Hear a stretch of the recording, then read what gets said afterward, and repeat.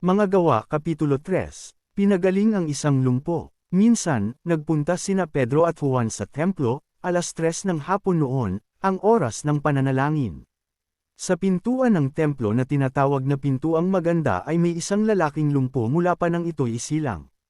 Dinadala ito sa templo araw-araw upang mamaalmo sa mga taong pumapasok doon. Nang makita nito sina Pedro at Juan na papasok sa templo, siya'y humingi ng limos. Tinitigan siya ng dalawa, at sinabi ni Pedro sa kanya, "Tingnan mo kami." Tumingin nga siya sa kanila sa pag-asang siya'y lilimusan. Ngunit sinabi ni Pedro, "Wala akong pilak o ginto, ngunit may iba akong ibibigay sa iyo. Sa pangalan ni Jesu Kristong taga Nazaret, tumayo ka at lumakad." Hinawakan niya sa kanang kamay ang lumpo at itinayo. Noon di lumakas ang mga paa at bukong-bukong ng lalaki, palukso itong tumayo at nagsimulang lumakad. Pumasok siya sa templong kasama nila habang naglalakad, at lumulundag na nagpupuri sa Diyos. Nakita ito ng lahat, at nang makilala nilang siya ang pulubing dati nakaupong na mamaalmo sa Pintuang Maganda ng templo, namangha sila at nagtaka sa nangyari sa kanya. Ang sermon ni Pedro sa portiko ni Solomon. Nakahawak pa siya kina Pedro at Juan sa lugar na tinatawag na portiko ni Solomon, nang patakbong lumapit sa kanila ang mga taong takang-taka sa nangyari. Kaya't sinabi ni Pedro sa mga tao, "Mga Israelita, bakit kayo nagtataka sa nangyaring ito? Bakit ninyo kami tinitingnan ng ganyan? Akala ba ninyo'y napalakad namin siya dahil sa sarili naming kapangyarihan o kabanalan? Pinarangalan ng Diyos ng ating mga ninunong sina Abraham, Isaac at Jacob ang kanyang lingkod na si Jesus na isinakdal ninyo at itinakwil sa harap ni Pilato, gayong ipinasya na ni Pilatong palayain siya. Itinakwil ninyo ang banal at matuwid, at hiniling na palayain ang isang mamamatay tao.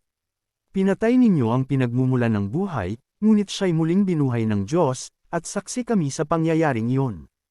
Ang kapangyarihan ng pangalan ni Jesus ang nagpagaling sa lalaking ito, nangyari ito dahil sa pananalig sa kanyang pangalan. Ang pananalig kay Jesus ang lubusang nagpagaling sa kanya, tulad ng inyong nakikita.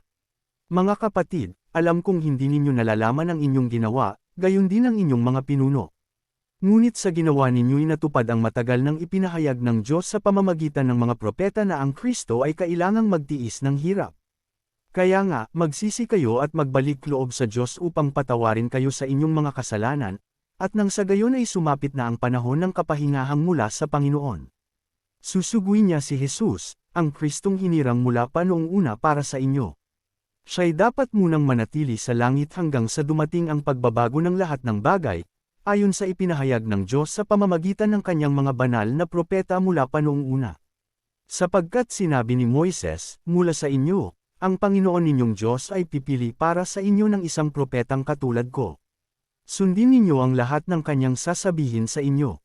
Ang sinumang hindi sumunod sa propetang iyon ay ihihiwalay sa bayan ng Diyos at lilipulin." Ang lahat ng propeta, mula kay Samuel at lahat ng sumunod sa kanya, ay nagpahayag din tungkol sa panahong iyon. Ang mga pangako ng Diyos sa pamamagitan ng mga propeta ay para sa inyo, at kasama kayo sa kasunduan na ginawa ng Diyos at ng inyong mga ninunong ng kanyang sabihin kay Abraham, "Pagpapalain ko ang lahat ng angkan sa daigdig sa pamamagitan ng iyong lahi." Kaya't matapos buhayin ng Diyos ang kanyang lingkod, sa inyo siya unang isinugo upang pagpalain at tulungan kayong tumalikod sa inyong masasamang pamumuhay.